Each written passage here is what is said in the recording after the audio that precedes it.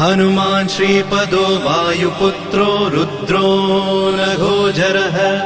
अमृत्यवीरवीरश्च ग्रामवासो जनाश्रयः धनदो निर्गुणः शूरो वीरो निधिपतिर्मुनिः पिङ्गाक्षो वरदो वाग्मी सीताशोकविनाशकः शिवः शर्वः परो व्यक्तो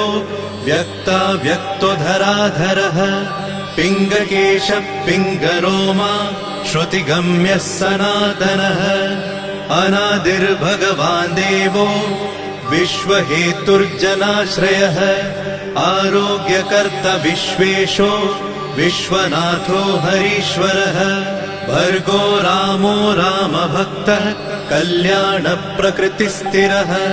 विश्वम्भरो विश्वमूर्तिर्विश्वाकारश्च विश्वपः विश्वात्मा विश्वसेव्योऽथ विश्वो विश्वहरो रविः विश्वचेष्टो विश्वगम्यो विश्वध्येयः कलाधरः प्लवङ्गमः कपिश्रेष्ठो ज्येष्ठो विद्यावनेचरः बालो वृद्धो युवा तत्त्वगम्यः सुखो यजः अञ्जनासूनुरव्यग्रो ग्रामशान्तो धराधरः भूर्भुवः स्वर्मर्हलोको जनो लोकस्तपो व्ययः सत्यमोङ्कारगम्यश्च प्रणवो व्यापकोमलः शिवो धर्मप्रतिष्ठाता रामेष्ठफल्गुणप्रियः गोष्पदीकृतवाराशि पूर्णकामो धरापतिः रक्षोघ्नपुण्डरीकाक्ष शरणागतवत्सलः जानकी प्राणदाता च रक्षप्राणापहारकः पूर्णसत्त्वपीतवासा दिवाकरसमप्रभः द्रोणहर्ता शक्तिनेता शक्तिराक्षसमारकः रक्षोघ्नो रामदूतश्च शाकिनी जीवहारकः भुभुक्कारः तारातिर्गर्वपर्वतवेदनः हेतुर्मान् प्रांशुबीजं च विश्वभर्ता जगद्गुरुः जगत्त्राता जगन्नाथो जगदीशो जनेश्वरः जगत्पिता हरिश्रीशो गरुडस्मयभञ्जनः पार्थध्वजो वायुपुत्रो अमितपुच्छोऽमितप्रभः ब्रह्मपुच्छः परब्रह्म पुच्छो रामेष्ट एव च सुग्रीवादियुतो ज्ञानी वानरो वानरेश्वरः कल्पस्थायी चिरञ्जीवी प्रसन्नश्च सदाशिवः सन्मतिः सद्गतिर्भुक्ति मुक्तिदः कीर्तिदायकः कीर्तिः कीर्तिपदश्चैव समुद्रः श्रीपदः शिवः उदधिक्रमणो देवः संसारभयनाशनः वार्धिबन्धनकृद्विश्व जेता विश्वप्रतिष्ठितः लङ्कारिः कालपुरुषो लङ्केशगृहभञ्जनः भूतावासो वासुदेवो वसुस्त्रिभुवनेश्वरः श्रीरामदूतः कृष्णश्च लङ्काप्रासादभञ्जनः कृष्णः कृष्णस्तुतः शान्तः शान्तिदो विश्वपावनः विश्वभोक्ता च मूर्तिग्रह ब्रह्मचारी जितेन्द्रियः ऊर्ध्वगोलाङ्गुलीमाली लाङ्गूलहतराक्षसः समीरतनुजो वीरो वीरमारो जयप्रदः जगन्मङ्गलदः पुण्यः पुण्यश्रवणकीर्तनः पुण्यकीर्तिः पुण्यगतिः जगत्पावनपावनः देवेशोजितरोधश्च रामभक्तिविधायकः ध्याता ध्येयो नभः साक्षी चेतश्चैतन्यविग्रहः ज्ञानदः प्राणदः प्राणो जगत्प्राणः समीरणः विभीषणप्रियः शूरो पिप्पलाश्रयसिद्धिदः सुहृत्सिद्धाश्रयः कालः कालभक्षकभर्जितः लङ्केशनिधनस्थायी लङ्कादाहक ईश्वरः चन्द्रसूर्याग्निनेत्रश्च कालाग्निः प्रलयान्तकः कपिलः कपिशः पुण्य राशिर्द्वादश राशिगः सर्वाश्रयो प्रमेयात्मा रेवत्यादिनिवारकः लक्ष्मण प्राणदाता च सीता जीवनहेतुकः रामध्येयो ऋषिकेशो विष्णुभक्तो जटीबली देवारिदर्पहा होता कर्ता हर्ता जगत्प्रभुः नगरग्रामपालश्च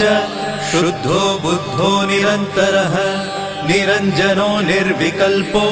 गुणातीतो भयङ्करः हनुमान्शद्दुराराध्यः तपःसाध्यो मरेश्वरः जानकी घनशोकोत्थ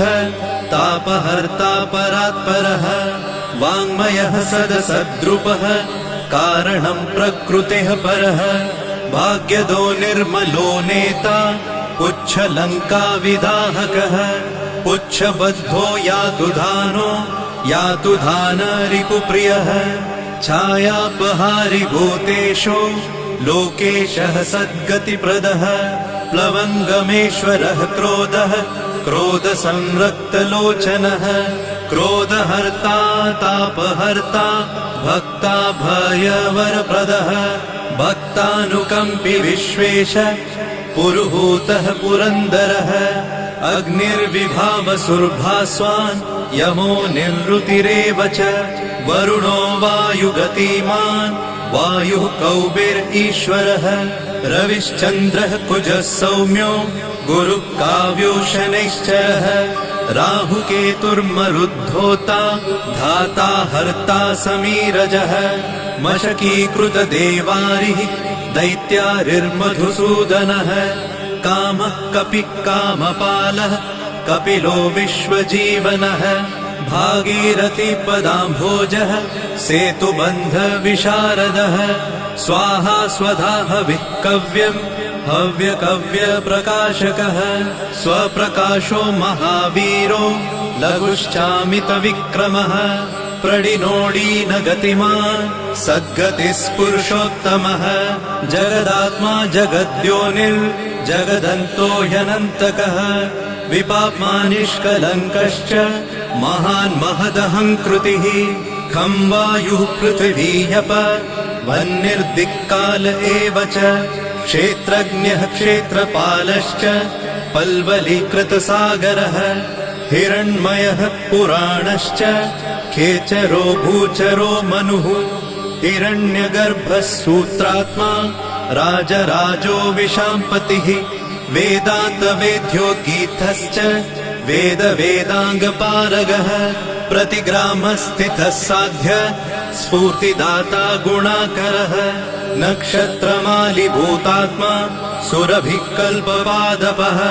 चिन्तामणिर्गुणनिधिः प्रजापतिर्नुत्तमः पुण्यश्लोकः पुरारातिर्ज्योतिष्मान् शार्वरीपतिः किलिकिल्यारवत्रस्त भूतप्रेतपिशाचकः ऋणत्रयहरः सूक्ष्मः स्थूलः सर्वगतः पुमान् अपस्मारहरः स्मर्ते श्रुतिर्गाथा स्मृतिर्मनुः स्वर्गद्वारः प्रजाद्वारो मोक्षद्वारं कपीश्वरः नादरूपः परब्रह्म ब्रह्म ब्रह्मा पुरातनः एको नैको जनः शुक्ल स्वयं ज्योतिरनाकुलः ज्योतिर्ज्योतिरनादिश्च सात्विको राजसत्तमः तमोहर्ता निरालम्बो निराकारो गुणाकरः गुणाश्रयो गुणमयो बृहत्कायो बृहद्यशा बृहद्धनुर्बृहत्पादो बृहन्मूर्धा बृहत्स्वनः बृहत्कर्णो बृहन्यासो बृहन्नेत्रो बृहद्गलः बृहद्यत्नो बृहच्चेष्टो बृहत्पुच्छो बृहत्करः बृहद्गतिर्बृहत्सेव्यो बृहल्लोकफलप्रदः बृहच्छक्तिर्बृहद्वाञ्छा फलदो बृहदीश्वरः बृहल्लोकनुतो द्रष्टा विद्यादाता जगद्गुरुः देवाचार्यः सत्यवादी ब्रह्मवादी कलाधरः सप्तपातालगामी च मलयाचल संश्रयः उत्तराशास्थितः श्रीदो दिव्यौषधवशः खगः शाखामृगः कपीन्द्रश्च पुराणः श्रुतिसञ्चरः चतुरो ब्राह्मणो योगी योगगम्यः परात्परः अनादिनिधनो व्यासो वैकुण्ठः पृथिवीपतिः पराजितो जिताराशिः सदानन्दश्च ईशिता गोपालो गोपतिर्गोप्ता कलिः कालः परात्परः मनोवेगी सदा योगी संसार भयनाशनः तत्त्वदाता च तत्त्वज्ञः तत्त्वं तत्त्वप्रकाशकः शुद्धो बुद्धो नित्ययुक्तो युक्ताकारो जयप्रदः प्रलयोमितमायश्च मायातीतो विमत्सरः मायानिर्जितरक्षश्च मायानिर्मितविश्वपः मायाश्रयश्च निर्लेपो मायानिर्वञ्चकसुखः सुखी सुखप्रदो नागो महेश कृतसंस्थवः महेश्वरः सत्यसन्धः शरभः कलिपावनः रसो रसज्ञसम्मानः तपश्चक्षुश्च भैरवः घ्राणो गन्धस्पर्शनञ्च स्पर्शोऽहङ्कारमानदः नेति नेतिति गम्यश्च वैकुण्ठभजनप्रियः गिरिशो गिरिजाकान्तो दुर्वासः कविरङ्गिराः भृगुर्वसिष्ठश्च वनः तुम्बुरुर्नारदो मलः विश्वक्षेत्रं विश्वबीजं विश्वनेत्रश्च विश्वपः याजको यजमानश्च पावकः पितरस्तथा श्रद्धा बुद्धिक्षमा तन्द्रा मन्त्रो मन्त्रयुतस्वरः राजेन्द्रो भूपति कण्ठ माली संसारसारथिः नित्यसम्पूर्णकामश्च भक्तकामधुगुत्तमः गणपकीशपो भ्राता पिता माता च मारुतिः सहस्रशीर्षा पुरुषः सहस्राक्ष सहस्रपात् कामजित् कामदहन कामकाम्य फलप्रदः मुद्रहारी रक्षोघ्नः क्षितिभारहरो बलः नखदंष्ट्रायुधो विष्णु भक्तो भयवरप्रदः दर्पः दर्पदो दृप्तः शतमूर्तिः अमूर्तिमान् महानिधिर्महाभोगो महाभोगो महार्थदः महाकारो महायोगी महातेजा महाद्युतिः महाकर्मा महानादो महामन्त्रो महामतिः महाशयो महोदारो महादेवात्मको विभुः रुद्रकर्मा क्रूरकर्मा रत्ननाभः कृतागमः अम्भोधिलङ्घनः सिंहो नित्यो धर्मप्रमोदनः जितामित्रो जयः सामो विजयो वायुवाहनः जीवदाता सहस्रांशुः मुकुन्दो भूरि दक्षिणः सिद्धार्थसिद्धिदः सिद्ध सङ्कल्पसिद्धिहेतुकः सप्तपातालभरणः सप्तर्षिगणवन्दितः सप्ताभिलङ्घनो वीरः सप्तद्वीपोरुमण्डलः सप्ताङ्गराज्यसुखदः सप्तमात्र निषेवितः सप्तलोकैकमुकुटः सप्तहोतास्वराश्रयः सप्तच्छन्दोनिधि सप्त छन्द सप्त जनाश्रयः सप्तसामोपगीतश्च सप्तपातालसंश्रयः मेधाविकीर्तिदः शोक हरिदौर्भाग्यनाशनः सर्ववश्यकरो भर्गो दोषघ्नपुत्रपौत्रदः प्रतिवादी मुखस्तम्भो दुष्टचित्तप्रसादनः पराभिचारशमनो दुःखघ्नुबन्धमोक्षदः नवद्वारपुराधारो नवद्वारनिकेतनः नरनारायणस्तुत्यो नरनाथो महेश्वरः मेखली कवची खड्गी भ्राजिष्णुर्विष्णुसारथिः बहुयोजन विस्तीर्ण पुच्छ पुच्छ हतासुरः दुष्टग्रहनिहन्ता च पिशाचग्रहघातुकः बालग्रहविनाशी च धर्मो नेता कृपाकरः उग्रकृत्योग्रवेगश्च उग्रनेत्र शतक्रतुः शतमन्युस्तुतस्तुत्य महातेजो महाबलः समग्रगुणशाली च व्यग्रो रक्षो विनाशकः रक्षोघ्नहस्तो ब्रह्मेश श्रीधरो भक्तवत्सलः मेघनादो मेघरूपो मेघवृष्टिनिवारकः मेघजीवनहेतुश्च मेघश्यामो परात्मकः समीरतनयो बोधा तत्त्वविद्याविशारदः अमोघो मोघवृद्धिश्च इष्टदो निष्टनाशकः अर्थोऽनर्थापहारी च समर्थो रामसेवकः अर्तिधन्यसुरारातिः पुण्डरीकाक्ष आत्मभूः सङ्कर्षणो विशुद्धात्मा विद्याराशि सुरेश्वरः अचलोद्धारको नित्य सेतुकृद्रामसारथिः आनन्द परमानन्दो मत्स्यकूर्मो निधिशमः वराहो नारसिंहश्च वामनो जमदग्निजः रामकृष्ण शिवो बुद्ध कल्की रामाश्रयो हरः नन्दी भृङ्गी च चण्डी च गणेशो गणसेवितः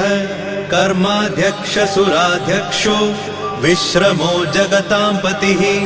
जगन्नाथ कपिश्रेष्ठ सर्वावास सदाश्रयः सुग्रीवादिस्तुतः शान्तः सर्वकर्मप्लवङ्गमः नखदारितरक्षश्च नखायुधविशारदः कुशलः सुधनः शेषो वासुकिस्तक्षकस्वरः स्वर्णवर्णो बलाढ्यश्च रामपूज्यो घनाशनः कैवल्यदीपकैवल्यो गरुडपन्नगो गुरुः किल्यारावहताराति गर्वपर्वतभेदनः वज्राङ्गो वज्रवेगश्च भक्तो वज्रनिवारकः नखायुधो मणिग्रीवो ज्वालामाली च भास्करः प्रौढप्रतापसपनो भक्ततापनिवारकः शरणं जीवनं भोक्ता नानाचेष्टो ह्यचञ्चलः सुस्वस्थोष्टास्य हा दुःख शमनः पवनात्मजः पावनः पवनः कान्तो भक्तागः सहनो बलः मेघनादरिपुर्मेघ नादसंहृतराक्षसः क्षरोक्षरो विनीतात्मा वानरेश सताङ्गतिः श्रीकण्ठ श्रीकण्ठश्च सहाय सहनायकः अस्थूलस्त्वननुर्भर्गो देव संसृतिनाशनः अध्यात्मविद्यासारश्च अध्यात्मकुशलः सुधिः अकल्मषः सत्यहेतु सत्यगः सत्यगोचरः सत्यगर्भः सत्यरूपः सत्यसत्यपराक्रमः अञ्जनाप्राणलिङ्गश्च वायुवंशोद्भवः सुधिः भद्ररूपो रुद्ररूपः सुरूपश्चित्ररूपधृत् मैनाकवन्दितः सूक्ष्म दर्शनो विजयो जयः क्रान्तदिग्मण्डलो रुद्रः प्रकटीकृतविक्रमः कम्बुकण्ठप्रसन्नात्मा हृस्वनासो वृकोदरः लम्बोष्टकुण्डलिचित्र मालियोगविदाम्बरः विपश्चित्कविरानन्द विग्रहोऽनन्यशासनः फल्गुनीसूनुरव्यग्रो योगात्मा योगतत्परः योगवेद्यो योगकर्ता योगयोनिर्दिगम्बरः अकारादिक्षकारान्त वर्गनिर्मितविग्रहः उलूखलमुखः सिंह संस्तुतः परमेश्वरः श्लिष्टजङ्घः श्लिष्टजानु श्लिष्टपाणि शिखाधरः सुशर्मामितशर्मा च नारायणपरायणः जिष्णुर्भविष्णुरोचिष्णुर् ग्रसिष्णुस्थाणुरेव च हरिरुद्रानुकृद्वृक्ष कम्पनो भूमिकम्पनः गुणप्रवाह सूत्रात्मा वीतरागस्तुतिप्रियः नागकन्या भयध्वंसी रुक्मवर्णः कपालभृत अनाकुलो भवोपायो न पायो वेदपारगः अक्षरः पुरुषो लोक नाथो रक्ष प्रभुर्दृढः अष्टाङ्गयोगफलभुक सत्यसन्धः पुरुष्टतः श्मशानस्थाननिलय प्रेतविद्रावणक्षमः पञ्चाक्षरः परः पञ्च मातृको रञ्जनध्वजः योगिनी वृन्दवन्द्यश्च शत्रुघ्नोऽनन्तविक्रमः ब्रह्मचारीन्द्रियरिपुर्धृतदण्डो दशात्मकः अप्रपञ्चः सदाचार शूरसेनविदारकः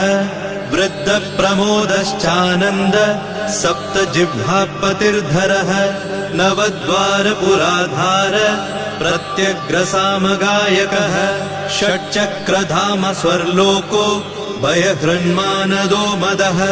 सर्ववश्यकरः शक्तिर्नेता चानन्तमङ्गलः अष्टमूर्तिर्धरो नेता विरूपस्वरसुन्दरः धूमकेतुर्महाकेतु सत्यकेतुर्महारथः नन्दिप्रियः स्वतन्त्रश्च मेखली समरप्रियः लोहाङ्ग सर्वविद्धन्वि षट्कलः शर्व ईश्वरः फलभुक्फलहस्तश्च सर्वकर्मफलप्रदः धर्माध्यक्षो धर्मफलो धर्मो धर्मप्रदोऽर्थदः पञ्चविंशतितत्त्वज्ञ स्तारक ब्रह्म तत्परः त्रिमार्गवसतिर्भीमः सर्वदुःखनिबर्हणः ऊर्जस्वान्निर्गलः शूली मालिगर्भो निशाचरः रक्ताम्बरधरो रक्तो रक्तमाला विभूषणः वरमाली शुभाङ्गश्च श्वेतश्वेताम्बरो युवा जयो जय परिवारः सहस्रवदनः कविः शाकिनी डाकिनी यक्ष रक्षो भूतौघभञ्जनः सद्यो जातः कामगतिर्ज्ञानमूर्तिर्यशस्करः शम्भुतेजा सार्वभौमो विष्णुभक्तप्लवङ्गमः चतुर्नवतिमन्त्रज्ञ पौलस्त्यबलदर्पः सर्वलक्ष्मीप्रदः श्रीमान् अङ्गदप्रिय ईडितः स्मृतिर्बीजं सुरेशानः संसारभयनाशनः उत्तमः श्रीपरिवार श्रीभूदुर्गा च कामदृक् सदा गतिर्मातरिष्वा रामपादाब्जषट्पदः नीलप्रियो नीलवर्णो नीलवर्णप्रियः सुहृत् रामदूतो लोकबन्धु रन्तरात्मा मनोरमः श्रीरामध्यानकृद्वीरः सदा किं पुरुषस्तुतः रामकार्यान्तरङ्गश्च